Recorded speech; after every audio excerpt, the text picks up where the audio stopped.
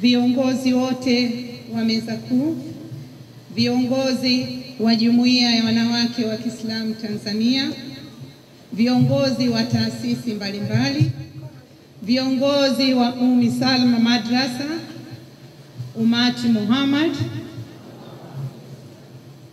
waandishi wa habari, wageni waalikwa, Bismillahirrahmanirrahim, alhamdulillahi rabbil alamin, wa salatu wa salamu ala Sayyidina Muhammad.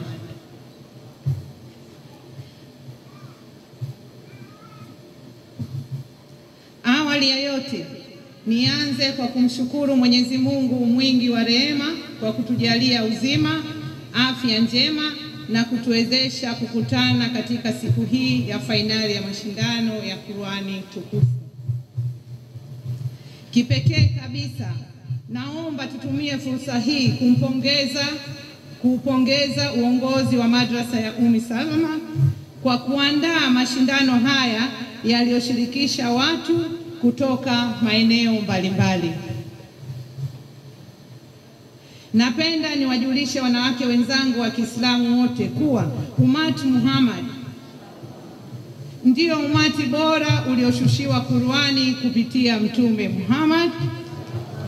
Aidha, sote tunapaswa kusoma kwa makini, kuelewa na kuzingatia mafundisho kutoka kwenye kitabu chetu kitukufu. Tunapofikia kilele cha mashindano ya kuhifadhi Qur'ani tukufu, ni muhimu sote tukajua kuwa Mtume Muhammad alituachia suna, hadithi na mawaidha kwa ajili ya kujenga umma bora unaozingatia maandiko matakatifu ya Mwenyezi Mungu kwa dhumuni la kuwa jamii yenye maadili mema, amani, upendo na mshikamano. Kabla ya kuendelea kutoa hotuba yangu, napenda mtambue kuwa nipo hapa kwa niaba ya Mheshimiwa Mwanaidi Ali Hamisi, Naibu Waziri wa Maendeleo ya Jamii, Jinsia, Wanawake na Makundi Maalumu, ambaye alipaswa kuwa mgeni rasmi katika mashindano haya, ila kutokana na kuwa na majukumu mengine ya kikazi ameomba nimwakilishe.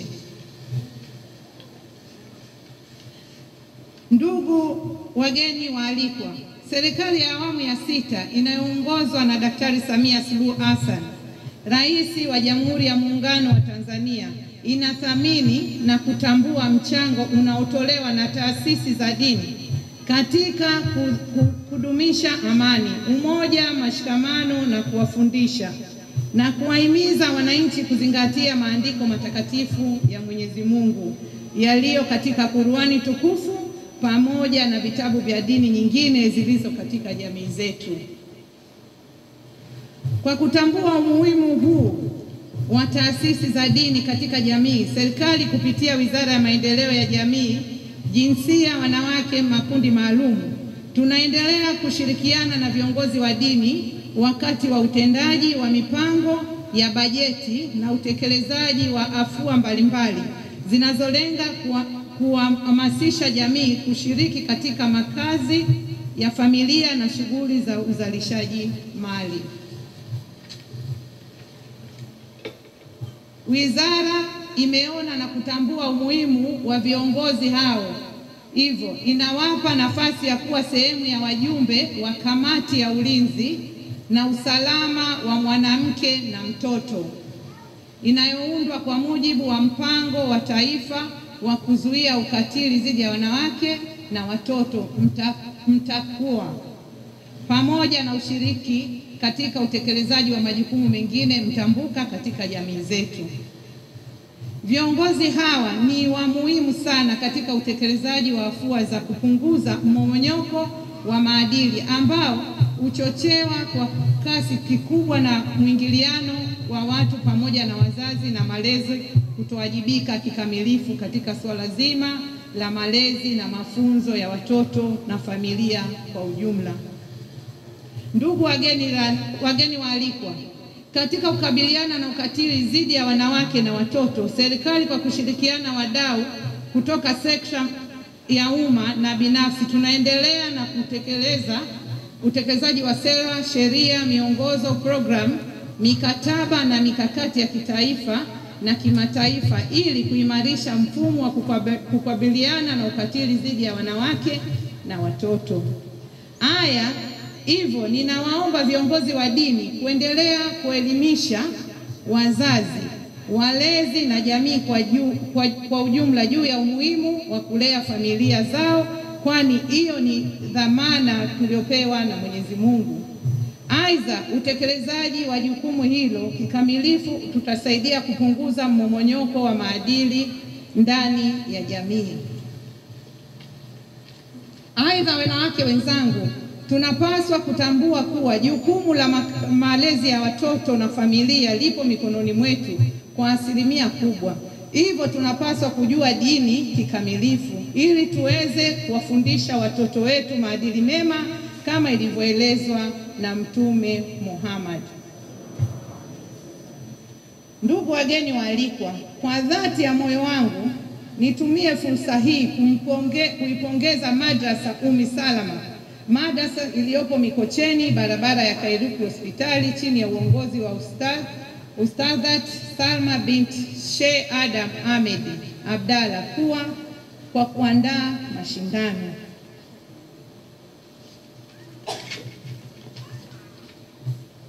Naendelea kumpongeza Ummi Salama kwa kuanzisha usomaji wa Qur'ani kwa njia ya taujid kwa mkoa wa Dar es Salaam. Jambo hili tunaliona nchi za nje, lakini kumbe tunaye mama pekee Ummi Salama ambaye ameweza na kushirikiana na wenzie waliandaa jambo hili. Allah amlipe yeye na wenzake kwa kila laheri. Na yote hii ni kwa sababu ya kusapoti wanawake na mama yetu aliyeko juu madarakani. Naomba nifafanue hapa kidogo.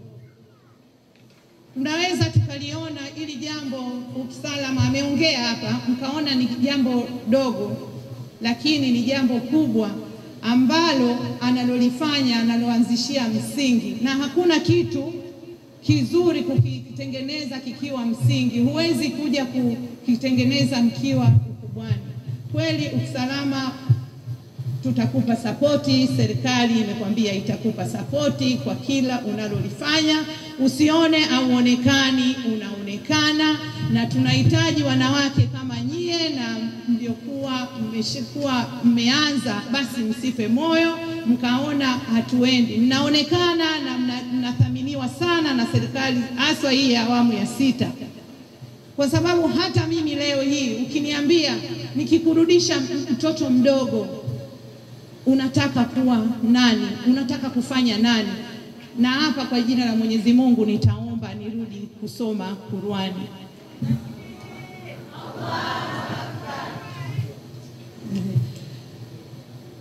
Nitaomba nirudi kusoma Qur'ani kwa sababu mimi najua mwenyewe nilivyolelewa kwa mazingira gani, na nimekuja kuolewa ndio nikaingia dini ya Kiislamu.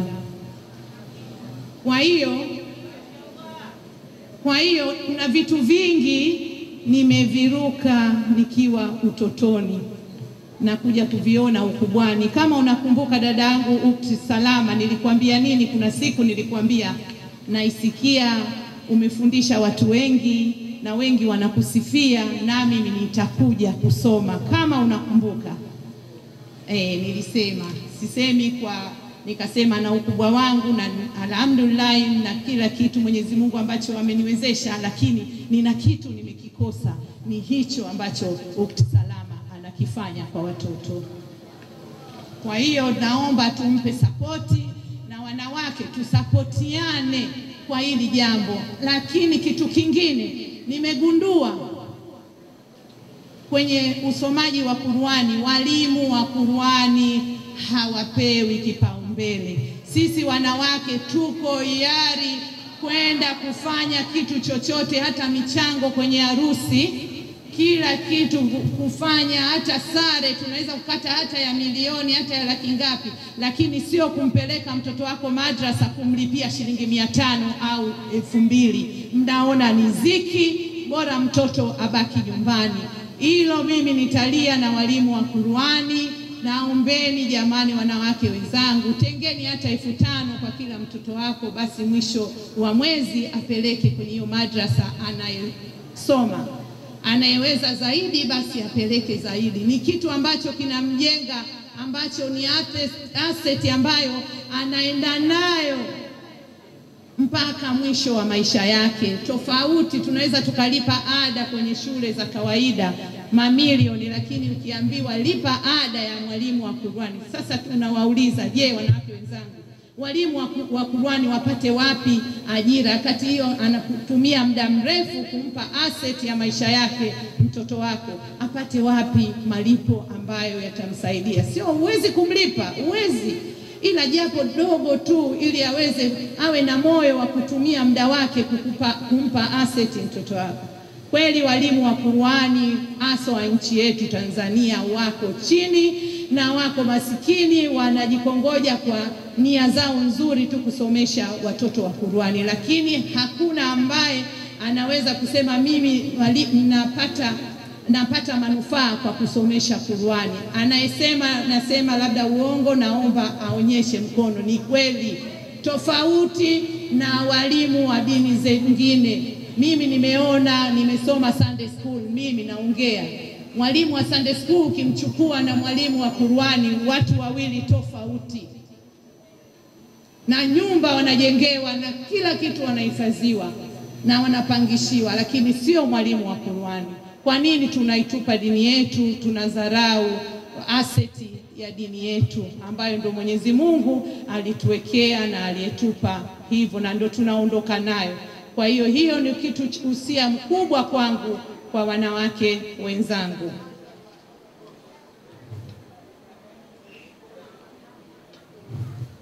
Ndugu wageni waalikwa,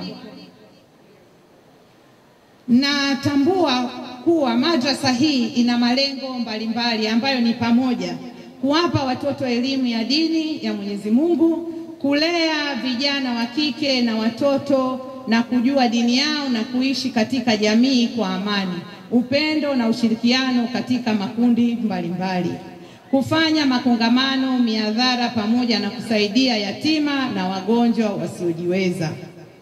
Aidha, ninatambua kuwa madrasa hii ni mfano, kwani inasomesha watoto na vijana kwa mtaala na muda maalumu.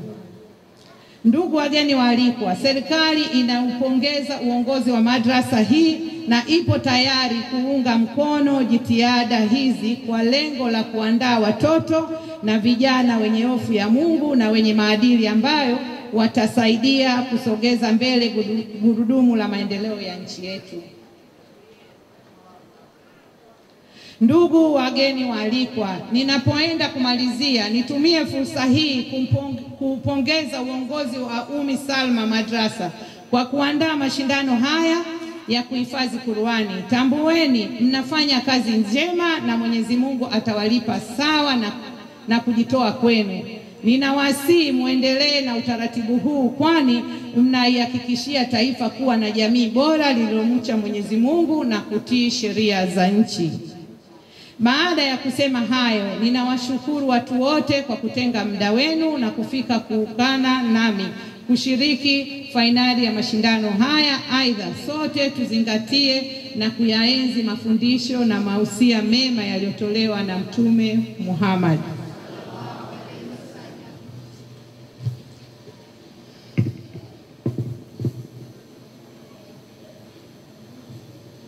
Kabla sijamalizia, najua kwa kila kwenye mazuri kuna changamoto. Changamoto hazikosekani. Hivyo mimi kama mwakilishi wa mheshimiwa nalichukua jambo hili na nitampelekea, na mheshimiwa atanijibu na changamoto zako salam tutazitatua kwa niaba ya mheshimiwa Mwanaidi, kwa sababu mpaka hapo ulikuwa hujataja changamoto zako. Kwa hiyo mimi kama mwakilishi wake nitapeleka na utaambiwa. Kwa kumalizia, asanteni kwa kunisikiliza. Assalamu alaikum wa rahmatullahi wa barakatuh.